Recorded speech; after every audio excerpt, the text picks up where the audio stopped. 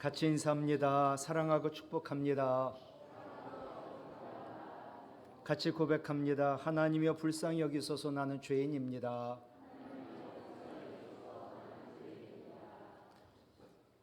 자동차의 왕 포드와 발명가 에디슨이 매우 절친이었습니다. 포드가 에디슨보다 나이가 어리지만 두 사람의 우정은 남달랐다고 합니다. 왜 이 두 사람이 친해졌을까? 아마 포드가 실패의 왕, 그러나 발명왕인 에디슨을 롤 모델로 삼은 것이 아닌가. 포드는 실패에 대하여 다시 시작할 수 있는 기회라고 말을 했고, 에디슨은 나는 실패하지 않았다. 이렇게 하면 전구를 만들 수 없다는 1000가지 방법을 배웠을 뿐이다. 그리고 결국 그는 전구를 발명해냅니다. 무엇보다 포드는 에디슨을 물씬 양면으로 도와주었습니다. 포드는 신차가 나올 때마다 제일 1호차, 첫 번째 차를 에디슨에게 선물하였다고 합니다.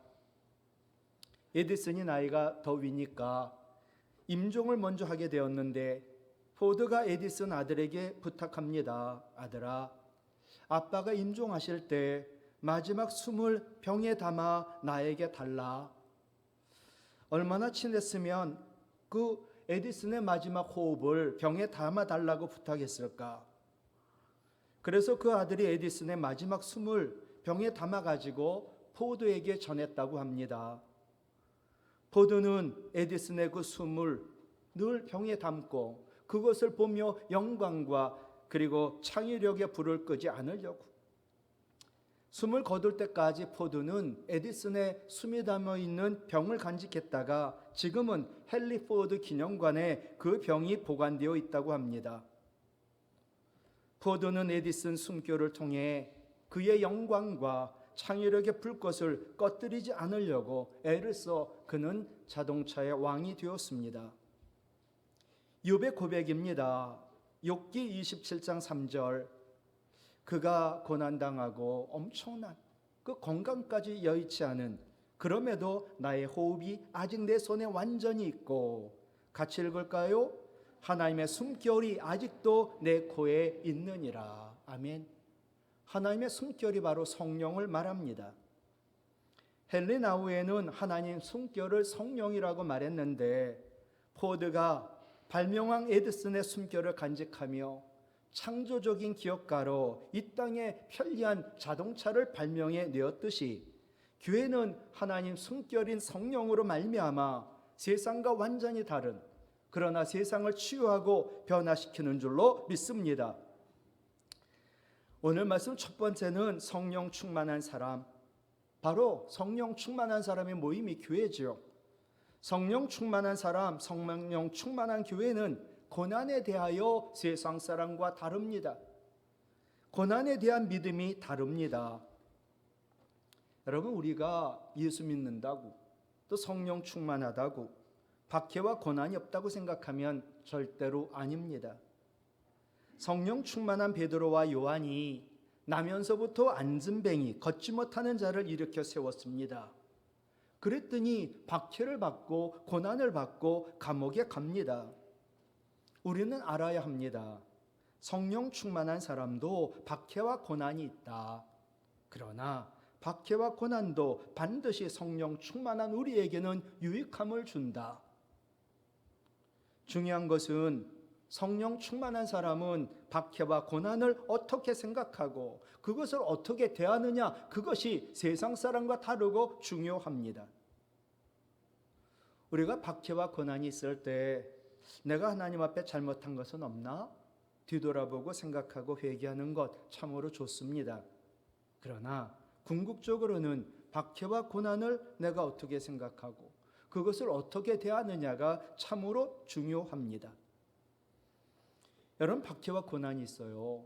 이게 내 죄 때문이라고 한다면 그동안 내가 건강하고 내가 그동안 사업이 잘 된 것은 나의 죄가 아닌 나의 의 때문이라는 겁니까? 절대로 아닙니다. 그럼 초대교회의 성령 충만한 사람, 박해와 고난을 당할 때 어떻게 했을까? 첫 번째로 그들은 고난이 하나님의 권능과 뜻 안에 있음을 믿었습니다. 28절 말씀 보세요. 하나님의 권능과 뜻대로 이루려고 이런 고난과 박해가 있다는 거예요. 초대교회 성령 충만한 성도들은 박해와 고난이 하나님의 권능과 뜻 안에 있다라고 믿었습니다. 그러니 하나님 권능으로 그 박해와 고난도 물러갈 것이고 하나님 뜻 가운데 하나님의 뜻이 이루어지겠지요. 여러분, 박해와 고난 그리고 세상의 모든 일, 하나님의 권능과 하나님의 뜻 가운데 있는 거지 그 바깥에서 이루어지는 것은 절대로 없습니다. 그러니 박해와 고난이 있어도 우리는 실망하지 않고 박해와 고난이 도리어 우리를 망하게 하는 게 아니라 도리어 잘되게 함을 믿으시기를 바랍니다. 두 번째, 고난이 복음 전파, 선교와 전도와 신앙에 유익함을 준다라고 믿었습니다. 여러분, 예루살렘 교회에 박해와 고난이 있자 그들이 흩어졌습니다. 안디옥까지 가 복음을 전하고 안디옥 교회가 선교의 발판이 됩니다. 도리어 교회는 박해와 고난으로 인하여 부흥하게 되는 것이지요.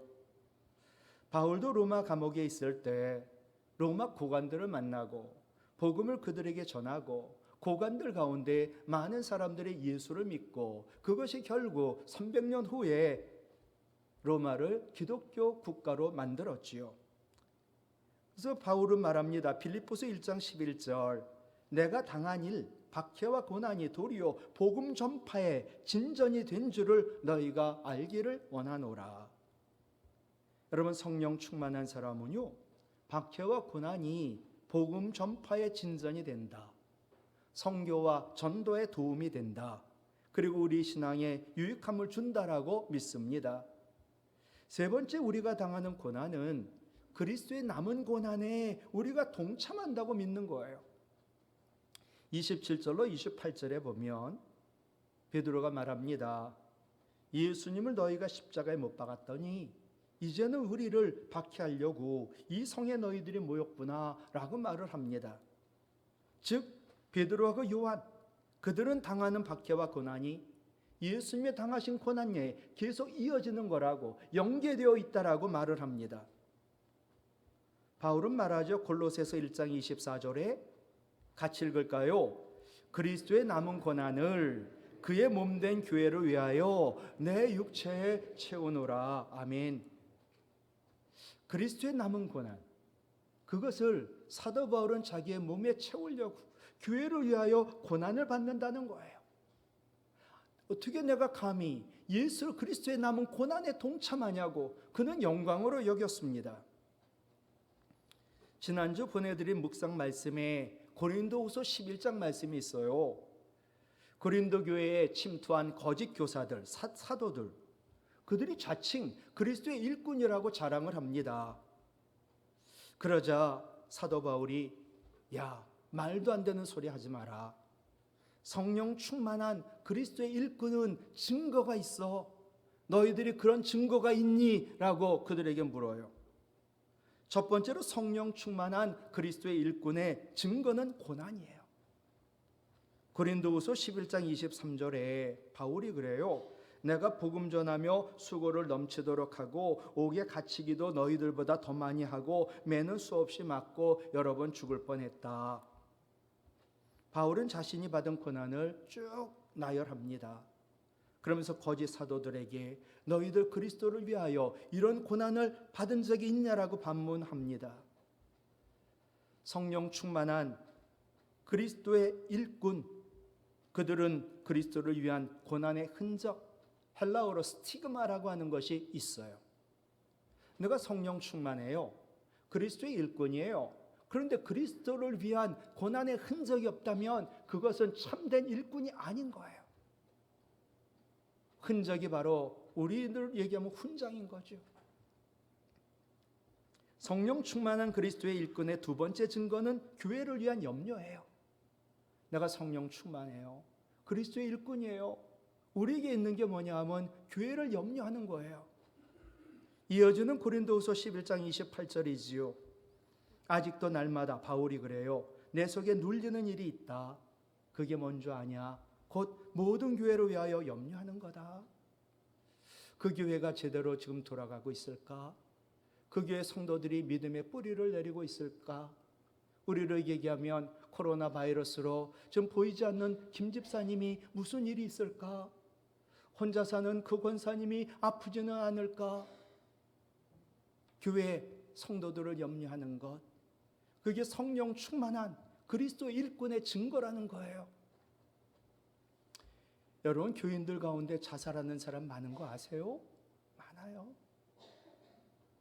교회에 왔는데 홍수 때 물은 많은데 마실 물이 없어요.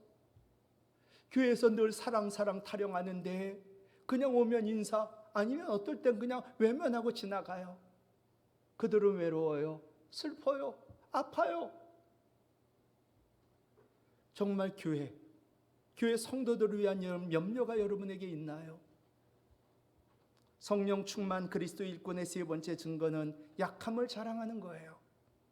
이어지는 고린도후서 11장 3절, 내가 부득불 자랑한다. 내가 약한 것을 자랑한다. 여러분, 거짓 사도들은요, 자기들이 있는 것 이상으로 뻥 튀겨갖고 자랑을 해요. 결코 자기들의 약함을 자랑하지 않아요. 거짓 사도들, 너희들 흉내낼 수 있니? 약한 것을 자랑할 수 있니?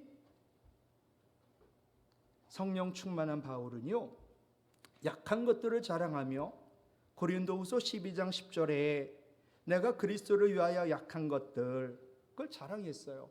근데 이제 기뻐한대요. 그리스도를 위하여 당한 능력, 궁핍, 박해, 공고를 도리어 기뻐한다. 같이 읽을까요? 이는 내가 약한 그때의 강함이라. 아멘. 성령 충만한 그리스도의 일꾼은 자기의 약함을 자랑하고 기뻐하거든요. 그럴 때 하나님의 능력으로 우리는 강하게 되고 능력 있는 주의 종이 되는 거지요. 성령 충만한 바울은 박해와 고난으로 인한 자신의 약함을 자랑하고 도리어 기뻐할 때 하나님의 능력이 그에게 나타나 그가 강해짐을 믿었습니다. 박해와 고난을 당해 성령 충만한 오늘 초대교회 성도들, 고난 박해 하나님의 권능과 뜻 안에 있음을 믿고 하나님께 기도했습니다. 여러분, 고난이 있습니까? 성령 충만하시고 기도하시기를 바랍니다. 성령 충만한 사람은 고난에 대한 믿음이 있어요. 고난은 하나님 의지하라는 거야. 고난에는 하나님의 선하신 뜻이 있어. 그래서 하나님을 의지하고 기도하지요. 성령 충만한 사람들, 도리어 고난이 우리의 신앙과 우리의 삶과 우리 교회를 발전시키기 위한 하나님 섭림을 믿고 하나님만 의지하고 기도하고 말씀을 전합니다. 두 번째, 성령 충만한 사람은 기도의 내용이 다르고 삶이 다릅니다. 성령 충만한 사람이 박해와 고난을 당할 때 기도했어요. 근데 기도 내용이 다르더라고요. 29절로 30절 볼까요? 주여 하나님, 이제도 그들이 예수 그리스도를 죽였는데 그들의 위협이 우리들에게 또 있어서 우리까지 지금 손보려고 하는데 그들을 굽어보시옵소서. 또 종들로 하여금, 같이 읽어요. 담대히 하나님 말씀을 전하게 하여 주시오며 손을 내밀어 병을 낫게 하시옵고 표적과 기사가 거룩한 종 예수의 이름으로 이루어지게 하옵소서. 아멘. 지금 박해와 고난이 있거든요. 오늘 23절 보시면 베드로하고 요한이 감옥에 들어갔다가 매를 맞고 나와 오늘 풀렸다 그랬어요. 풀려졌어요. 그리고서는 그들이 당한 이야기와 전해 들은 이야기를 합니다. 다시 복음을 전하면 감옥에 또 넣는데, 그리고 매를 맞고 아니면 생명의 위협까지 한대라고 전했어요. 그랬는데 그들이, 베드로하고 요한과 초대교회 성도들이 어떻게 기도했냐면 하나님, 그런 박해와 고난이 없게 해주세요, 면하게 해주세요라고 기도하지 않았어요. 그럼 생각해 보세요. 고난과 박해는 늘 있어요. 그럼 늘 있는 고난과 박해를, 환경을, 외부를, 남을 변화시켜 달라는 게 아니라 중요한 건 먼저 내가 변화되는 거예요.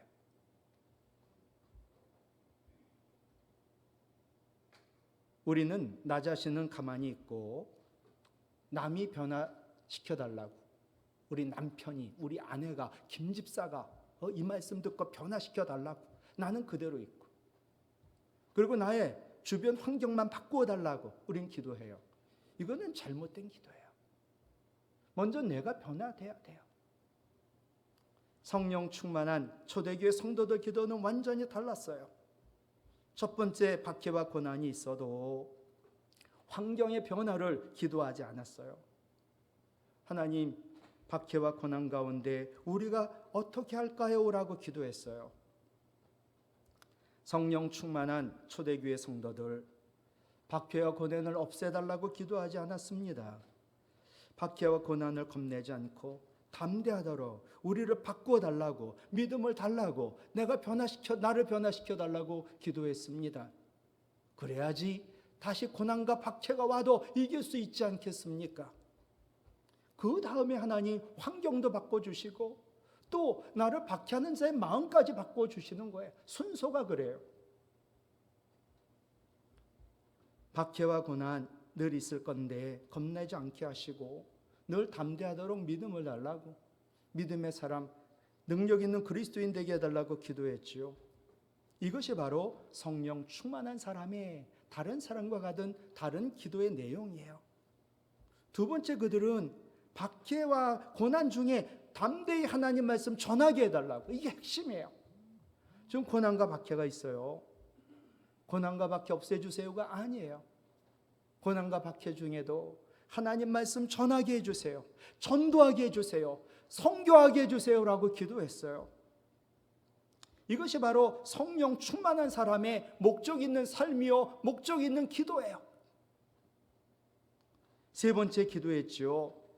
하나님 말씀 잘 전해지도록 우리가 손을 내밀어 병을 낫게 하시고 또 예수 그리스도의 이름으로 표적과 기사가 일어나게 해달라고 기도했어요. 성령 충만한 사람들은요, 하나님 말씀 전하는 게 삶의 목적이에요. 그러니 예수님의 이름으로 표적과 기사가 일어나고 우리가 손을 대면 병이 낫는 그런 일들이 일어나게 해달라고. 여러분, 선교지에서 그런 일이 일어나면 어떻겠어요? 하나님 말씀, 복음이 능력 있게 전해지지 않겠어요? 31절이에요. 기도했죠. 하나님 말씀 담대히 전하게 하시고 이것을 위하여 손을 내밀어 안수하면 병이 낫고 또 예수 그리스도의 이름으로 표적과 기사가 나타나게 해달라고 그렇게 기도했더니 31절이에요. 그렇게 빌기를 다하며 모인 곳이 진동하더니 같이 읽습니다.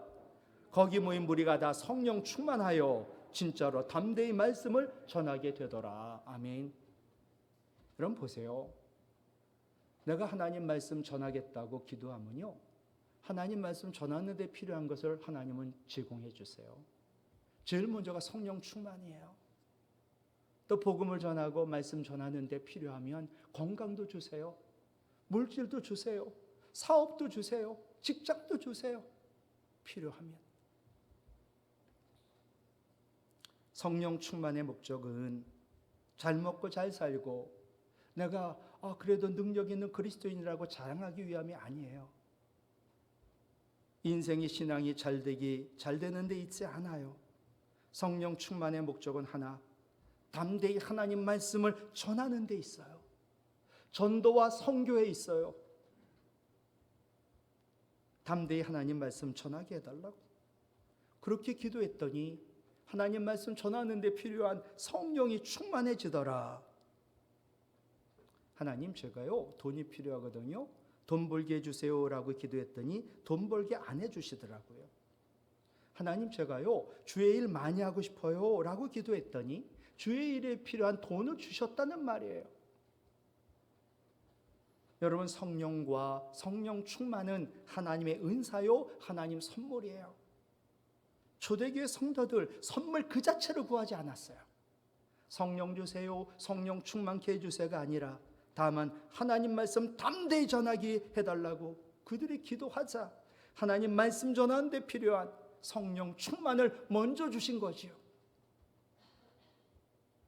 게다가 하나님 말씀 담대히 전하는 데 필요한 믿음도 용기도 표적도 기사도 능력도 주셨지요. 여러분 한번 생각해 보세요. 하나님 일을 하게 해달라고, 하나님 말씀을 전하게 해달라고. 여러분 얼마나 이게 기특해요. 아니 우리 아이가 열심히 공부하겠다고, 자기가 사람이 되겠다고, 아빠 좀 도와달라고, 얼마나 기특해요. 예. 필요한 거 다 제공해 줄 수 있죠. 하나님 일 많이 하고 싶거든요. 하나님 말씀 전하고 싶거든요.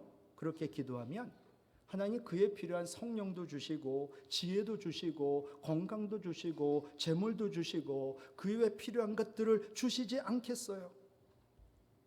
그런데 우리는 그냥 건강 주세요. 하나님 그럴 거예요. 야, 내가 너에게 건강 주면 너 늘 예배 아니라 놀러 다니는데 다른 짓만 하는데 왜 건강을 달라고 하지 않겠어요? 돈 자체를 구하고 오래 살기만은 구하는 것, 그것은 참으로 어리석고 참으로 애들과 같은 유치하고 불신앙적인 기도인지 몰라요. 오늘 말씀 보십시오. 담대히 하나님 말씀 전하게 해주세요라고 기도했더니 하나님 말씀 전하는데 가장 필요한 성령을 충만하게 해주셨다. 그러니 우리도 마찬가지지요.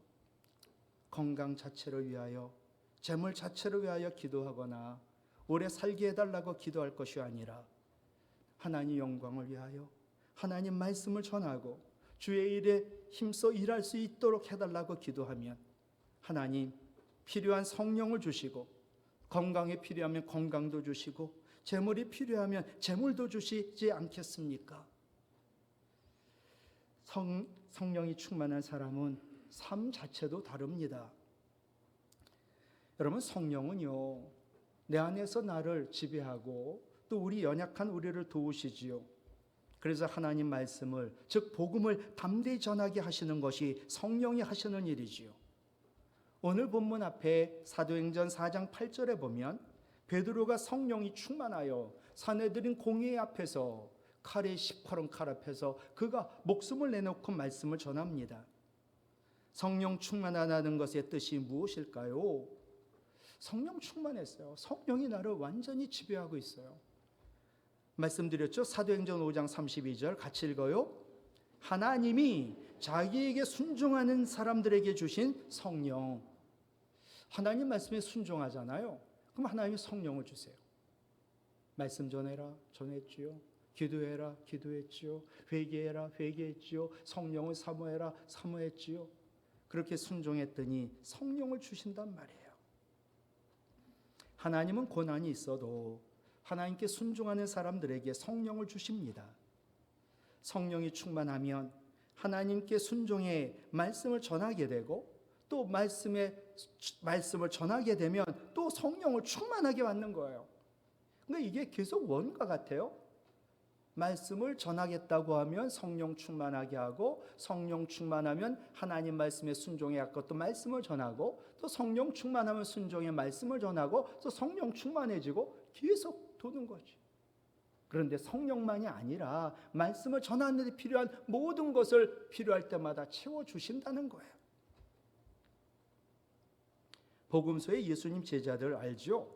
3년 동안 예수님과 동행했는데 예수님 배반하고 도망가고 모른다고 부인하고, 근데 성령이 임하니까 그 겁쟁이들이, 비겁쟁이들이, 약한 자들이 완전히 달라졌어요. 박해와 고난 두려워하지 않고요, 담대히 말씀을 전했거든요. 왜요? 성령의 권능 때문에. 여러분 우리에게 정말 성령이 필요해요. 그런데 그러기 위해서는 말씀을 전하겠다, 여러분 마음을 먹고 그런 기도와 삶이 있어야 되겠죠. 강원도의 예수원을 아시나요? 여기서 사역하셨던 대천덕 성공의 신부님 목사님이죠. 이분의 할아버지가 R.A. 토레이 목사님이라고 유명하세요. 이 목사님은 늘 성령 충만을 사모했습니다. 나는 아침에 일어나면 성령 충만을 위하여 기도한다. 하나님, 오늘도 성령 충만하게 도와주시옵소서. 나는 성령 충만하지 않으면 나는 너무 쉽게 흔들릴 수 있는 사람임을 나는 알기 때문이다. 나는 또 기도한다. 하나님 성령 충만하다고 느끼지 못할 때는 함부로 말하지 않도록 도와주시옵소서. 성령이 나의 주인 되지 않고 성령이 충만하지 않을 때는 늘 나는 실현하기가 쉽고 남에게 상처를 줄 수 있기 때문이다. 그리고 또 나는 기도한다. 하나님, 제가 성령 충만하지 않을 때는 중요한 결정을 하지 않도록 도와주시옵소서. 성령 충만하지 않을 때의 나의 결정은 항상 잘못될 가능성이 있기 때문이다. 토레이 목사님, 하나님 말씀 전하기 위하여 성령 충만을 위하여 기도하셨습니다. 그랬더니 성령 충만하셨다는 거예요. 여러분, 우리 안에는 아직도 부패한 인간의 죄성이 있어요. 이것이 결국 계속해서 나의 정욕을, 나의 그 옛사람을, 나의 욕심을 자꾸만 살아나게 해가지고 어떨 때는 분노하게 하고 남에게 상처를 주고 나의 의의를 드러내고 하나님 영광을 가리고 하나님의 뜻을 가리는 거지요. 그러므로 우리는 끊임없이 하나님께 성령 충만을 사모하며 기도해야 되는데 오늘 말씀이 해답이지요. 이제 말씀을 마치는데요. 여러분, 성령 충만을 원하십니까? 정말 하나님 말씀을 전하는 것이 우리의 신앙의 목적이요 인생의 목적이라 그걸 원하십니까? 하나님, 고난이 있어도 하나님 말씀을 담대히 전하게 하여 주시옵소서라고 기도할 때 하나님 말씀을 담대히 전하도록 데 필요한 성령을 주시고 또 일에 필요한 모든 것, 그게 건강이면 건강을, 재물이면 재물을, 사업이면 사업을, 그리고 직장이면 직장을 하나님께서 충만히 더하여 주실 줄로 믿습니다. 하나님께 온전히 순종하여 성령 충만하시고 성령 충만함으로 하나님께 온전히 순종해 고난도 이기고 하나님 말씀을 담대히 전하는 성령의 권능이 나타나는 성도와 교회가 되기를 주님의 이름으로 부탁을 드립니다.